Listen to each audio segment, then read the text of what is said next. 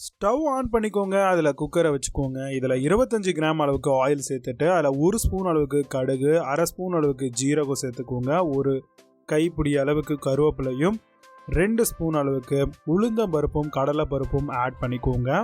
இதில் 4 பச்சை மிளகாய் ஆட் பண்ணிவிட்டு வதங்கின உடனே இதில் வெங்காயம் 2 மீடியம் சைஸில் கட் பண்ணி ஆட் பண்ணியிருக்கேன். அதையும் ஆட் பண்ணிக்கலாங்க. சால்ட்டு டேஸ்ட்டுக்கு ஏற்ற அளவுக்கும் இதில் வெஜிடபிள்ஸ் நம்ம கேரட்டும் பீன்ஸும் ஆட் பண்ணியிருக்கோம், ஆட் பண்ணிக்கலாம். பென்சி ரவை தான் எடுத்திருக்கேன். இந்த டம்ளரில் 3 டம்ளர் அப்படின்ற அளவுக்கு ரவை எடுத்திருக்கேன்.